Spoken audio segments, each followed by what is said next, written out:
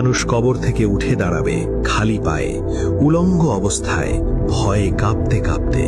চোখে থাকবে আতঙ্ক, হৃদয়ে থাকবে অজানা ভয়। কেউ বলবে, হায়, আমাদের ঘুমের জায়গা থেকে কে আমাদের উঠিয়ে দিল? আর মুমিনরা বলবে, এটাই তো ছিল রহমানের প্রতিশ্রুতি। রাসূলরা সত্যই বলেছিলেন, পৃথিবীর প্রতিটি কোণ থেকে মানুষ বের হয়ে আসবে। কারো মাথা নুইয়ে থাকবে, কারো চোখ আকাশের দিকে তাকানো থাকবে।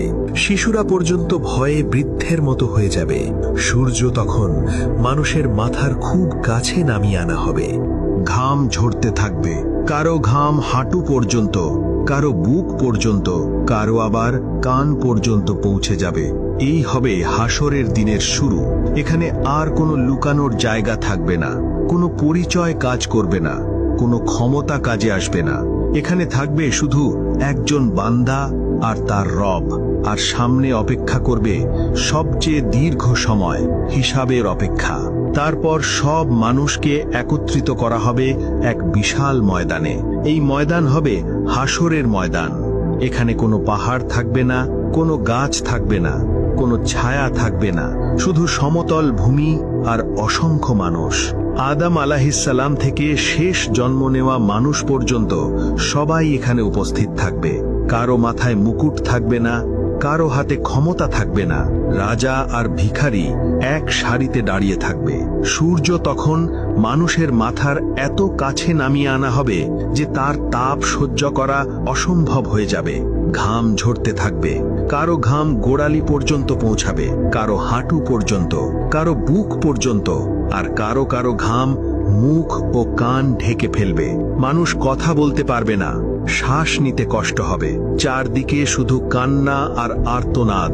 এই অবস্থায় মানুষকে দাঁড়িয়ে থাকতে হবে একদিন নয়, 1 বছর নয়, 50,000 বছর। এই সময়ের মধ্যে কোনো হিসাব শুরু হবে না। কেউ কারো দিকে তাকাবে না, কেউ সাহায্য করতে পারবে না। মানুষ তখন বলবে, হে আমাদের রব, আমাদের হিসাব শুরু করে দিন। যদিও জাহান্নাম হয়, তবুও এই অপেক্ষা থেকে রক্ষা করুন। কান্না করতে করতে মানুষের চোখে আর অশ্রু থাকবে না। তখন তারা কাঁদবে রক্তের অশ্রু।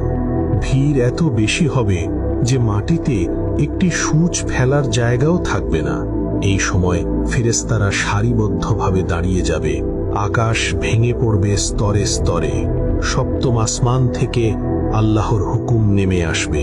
তারপর জাহান্নামকে হাসরের ময়দানে নিয়ে আসা হবে। 70,000 শিকল দিয়ে জাহান্নামকে টেনে আনা হবে। প্রতিটি শিকল ধরবে 70,000 ফেরেশতা। জাহান্নাম এমন ভয়ঙ্কর ভাবে গর্জন করবে যে ফেরেশতারাও শিউরে উঠবে। মানুষ ভয়ে অজ্ঞান হয়ে যাবে। কেউ পালাতে চাইবে, কিন্তু কোথায় যাবে?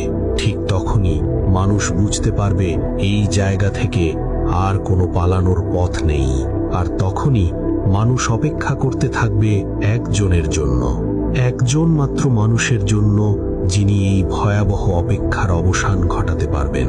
হাসরের ময়দানে 50,000 বছরের অপেক্ষার পর মানুষ আর সহ্য করতে পারবে না। ভয়, তাপ, তৃষ্ণা আর অপমান সব একসাথে হৃদয়ে ভেঙে দেবে। মানুষ একে একে নবীদের কাছে যেতে শুরু করবে। তারা বলবে, আপনি আমাদের জন্য আল্লাহর কাছে সুপারিশ করুন, এই ভয়াবহ অপেক্ষার অবসান ঘটান। কিন্তু এক নবী থেকে আরেক নবীর কাছে গিয়ে মানুষ হতাশ হয়ে ফিরে আসবে। অবশেষে সবাই এক জায়গায় একত্রিত হবে। সবার চোখ তখন একজনের দিকে তাকিয়ে থাকবে। তিনি হলেন আল্লাহর সর্বশেষ রাসূল সাল্লাল্লাহু আলাইহি ওয়াসাল্লাম। নবী সাল্লাল্লাহু আলাইহি ওয়াসাল্লাম এই ভয়াবহ দৃশ্য দেখে আর সহ্য করতে পারবেন না। তিনি সিজদায় পড়ে যাবেন, এমন সিজদা যার মতো সিজদা তিনি আগে কখনো করেননি। আল্লাহ তাআলা তখন বলবেন, হে মুহাম্মদ, আপনার মাথা তুলুন। আপনি যা চাইবেন দেওয়া হবে। আপনি যে সুপারিশ করবেন তা কবুল করা হবে। এরপরই হিসাব শুরু হবে। হঠাৎ করে আকাশ ভরে যাবে উড়ন্ত আমল নামায়। প্রতিটি মানুষের জন্য একটি করে আমলের বই। কোনো ভুল থাকবে না, কোনো কিছু বাদ যাবে না। সব লেখা থাকবে, গোপন পাপও, লোকচক্ষুর আড়ালের কাজও। মানুষ তাদের আমল নামা গ্রহণ করবে। যাদের ডান হাতে বই দেওয়া হবে তাদের মুখ উজ্জ্বল হয়ে উঠবে। তারা আনন্দে চিৎকার করবে, নাও, আমার বই পড়ে দেখো। আমি জানতাম আজ আমার হিসাব হবে, কিন্তু যাদের বাম হাতে অথবা পেছন দিক থেকে বই দেওয়া হবে তাদের চেহারা কালো হয়ে যাবে। তারা বলবে, হায়, আমাকে যদি এই বইটাই না দেওয়া হতো, আমি যদি জানতাম না আমার হিসাব কি। তারপর শুরু হবে সূক্ষ্ম প্রশ্ন, নামাজ, সময়, চোখের দৃষ্টি, কানের শোনা, জিহ্বার কথা, সব কিছুর হিসাব। অন্যের হক নেওয়া হলে সেদিন টাকা দিয়ে নয়, নেকি দিয়ে পরিশোধ করতে হবে। আর যাদের নেকি শেষ হয়ে যাবে তাদের ওপর অন্যের গুনাহ চাপিয়ে দেওয়া হবে। অনেকেই তখন বুঝবে দুনিয়ায় ছোট মনে হওয়া পাপগুলো আজ পাহাড় হয়ে দাঁড়িয়ে আছে। তবে যারা আন্তরিকভাবে তওবা করেছিল, যারা আল্লাহর ওপর ভরসা রেখেছিল, যারা বিনয়ী ছিল, তাদের জন্য হিসাব হবে সহজ। কিছু মানুষ থাকবে যারা কোনো হিসাব ছাড়াই জান্নাতে প্রবেশ করবে, কিন্তু এখনো বাকি থাকবে সবচেয়ে ভয়ঙ্কর অধ্যায়, কারণ সামনে অপেক্ষা করবে সবচেয়ে ভয়ঙ্কর পরীক্ষাটি, সিরাত।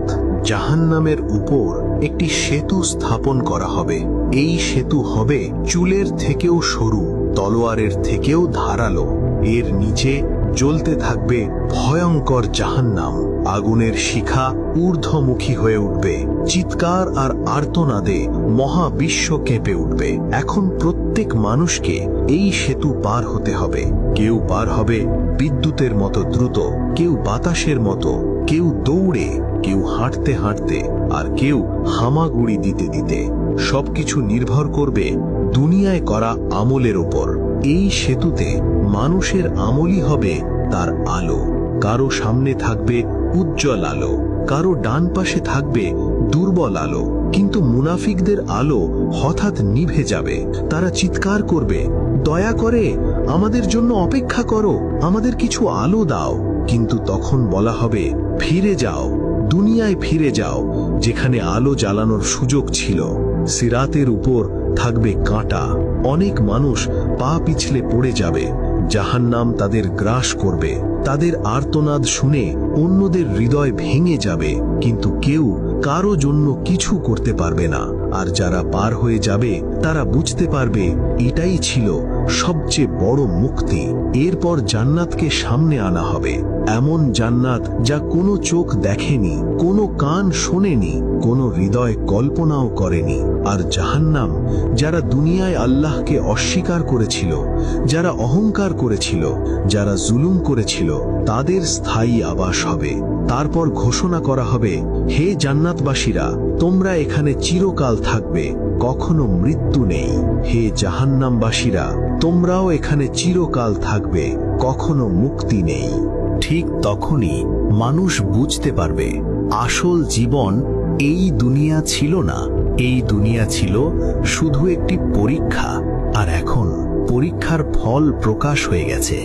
এই ভিডিওটা যদি আপনার মনে ভয় আর উপলব্ধি দুটোই জাগিয়ে তোলে, তাহলে এখানেই শেষ করবেন না। লাইক